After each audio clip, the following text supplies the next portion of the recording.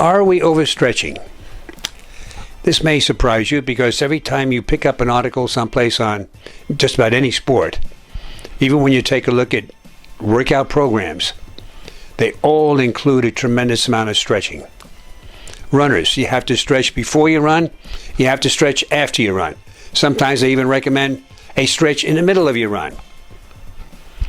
So it's stretch here, stretch there, stretch, stretch, stretch. Why do we need all of this stretching?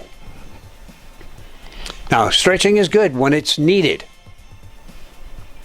But the very first question anybody should ask themselves before doing any stretching, do you need to stretch? And why are you doing the stretch?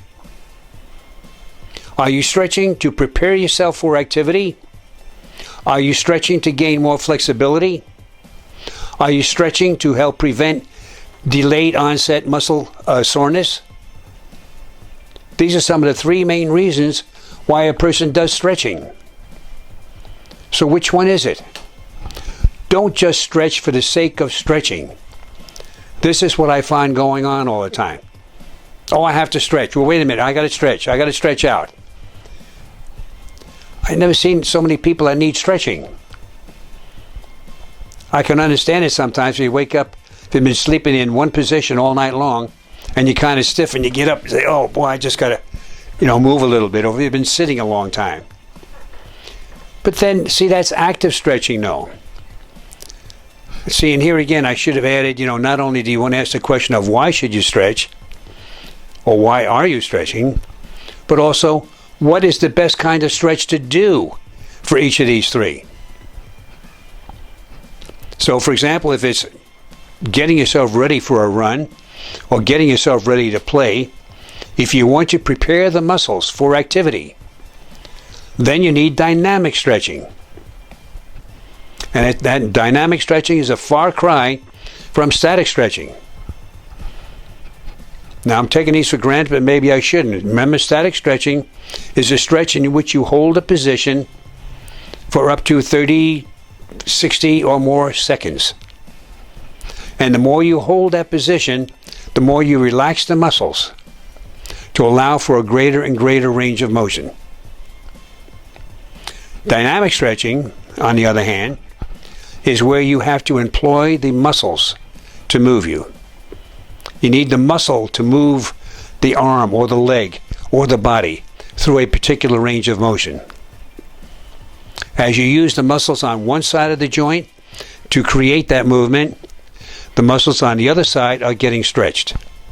It's an eccentric stretch, but it's still a very effective stretch. And this is a stretch that will prepare you for activity. You want tension in the muscle as it's being stretched.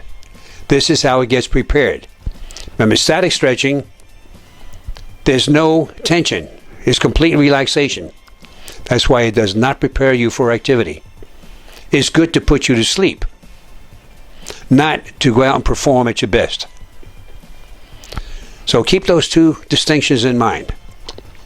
And most often, active stretching or dynamic stretching is best suited for almost all activities.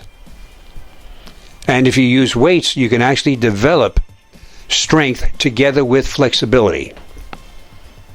This is really the backbone to a good weight training program.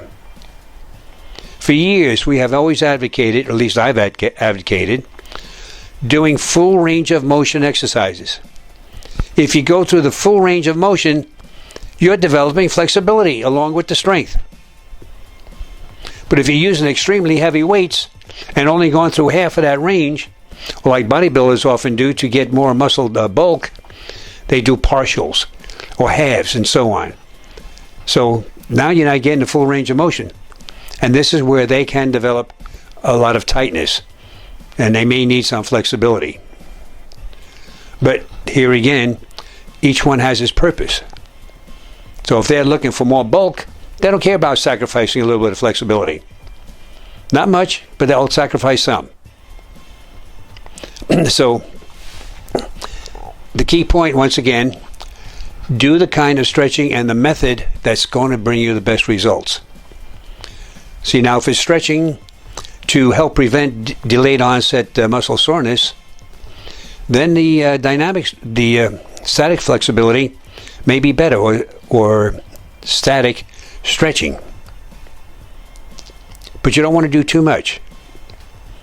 Remember, how much flexibility do you need?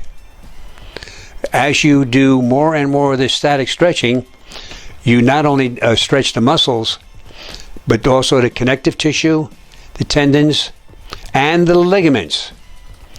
And the ligaments, as you know, hold the joint together. The more you keep stretching those ligaments, the looser your joint, the more prone to injury you become.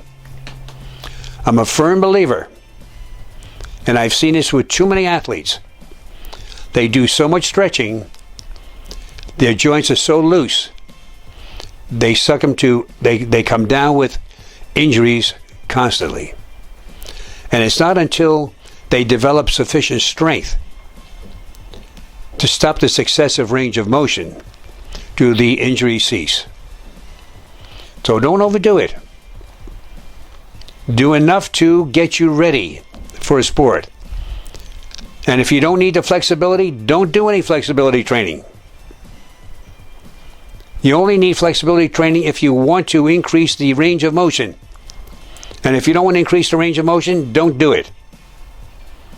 And especially if it's passive, because passive is great for stretching the ligaments. This is another reason why passive stretching is not really recommended. So keep all of this in mind.